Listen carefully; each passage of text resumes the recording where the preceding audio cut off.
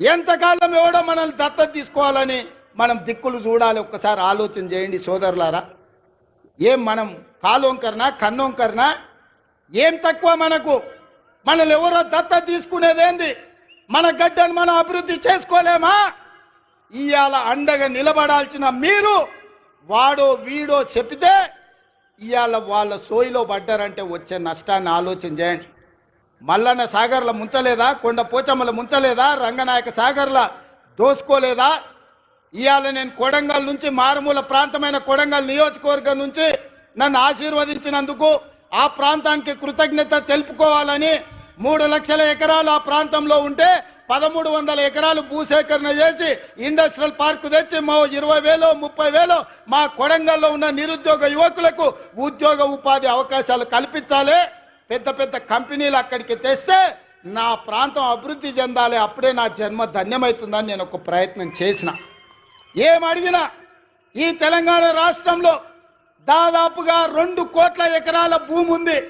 2 కోట్ల ఎకరాల భూమిలో కొడంగల్లో 1300 ఎకరాల భూమి సేకరించి ఒక పారిశ్రామిక వాడను నిర్మించి కొడంగల్ను నేను అభివృద్ధి చేయాలంటే చిచ్చు పెట్టి లగచర్ల మంటలు పెట్టి అధికారులను కొట్టించి కలెక్టర్ల మీద దాడులు చేపించి ఇవాళ అమాయకులైన మా లంబాడి సోదరులను జైళ్ళకు పంపించారు. నేను ఆయనలోనే చెప్పిన, వాళ్ళ మాయమాటలు నమ్మకండి, వాళ్ళు ఉచ్చులో దించుతున్నారు. ఆనాడు తెలంగాణ ఉద్యమంలో కూడా ఇట్లనే చేసిండ్రు. అగ్గిపెట్టె రావు గారు 100 రూపాయలు పెట్టి పెట్రోల్ తెచ్చుకున్నాడు, కానీ 10 పైసలు పెట్టి అగ్గిపెట్టె తెచ్చుకోలే. ఈ అగ్గిపెట్టె రావుని నమ్మకుర్రా నాయన అని చెప్పిన. ఆయన మా పిల్లలు ఆవేశపడి నమ్మిపోతే ఇవాళ కేసులు అయినాయి. ముఖ్యమంత్రిగా ఉన్న ఇవాళ నా దగ్గరకు వస్తారు, సార్ నువ్వే ముఖ్యమంత్రి కేసులు తీయని. నేను చెప్పదలుచుకున్న మా మిత్రులకు, మా సోదరు, ముఖ్యమంత్రిగా ఉన్న నా మీదనే 182 కేసులు ఉన్నాయి. నా కేసులే నేను తీసుకోలేకపోయినా. చట్టం వేరు, ముఖ్యమంత్రి కుర్చీ వేరు. ఇవాళ వాళ్ళ మాయమాటలు నమ్మి మీరు కేసుల్లో ఇరుక్కుంటే బెయిల్ ఎప్పుడు వస్తుందో తెలియదు, మన కుటుంబాలను ఎప్పుడు కలుసుకుంటామో తెలియదు. నేను అడగదలుచుకున్నా, మీ భూములు గుంజుకొని ఏం చేస్తాను? నేను సాప చుట్టి ఇంటికి తీసుకుపోతానా? నాకేం అవసరం ఉంది? ఇవాళ 1300 ఎకరాలు కొడంగల్లో భూమి తీసుకుంటే నేను పట్నం తీసుకుపోయేది ఉందా, లేకపోతే కొండారెడ్డిపల్లికి తీసుకుపోయేది ఉందా?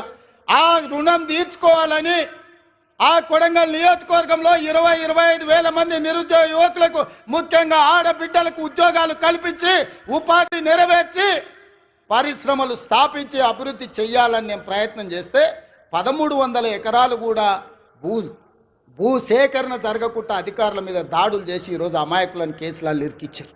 ఒక్క కేసీఆర్కే గజ్వాల్లో 1000 ఎకరాల ఫామ్ హౌస్ ఉంది. నీ ఒక్కనికి 1000 ఎకరాల ఫామ్ హౌస్ ఉండొచ్చు, కానీ మా దగ్గర 1300 ఎకరాలలో ఒక పారిశ్రామిక వాడ ఉండొద్దు. ఒకసారి ఆలోచన చేయండి మిత్రులారా.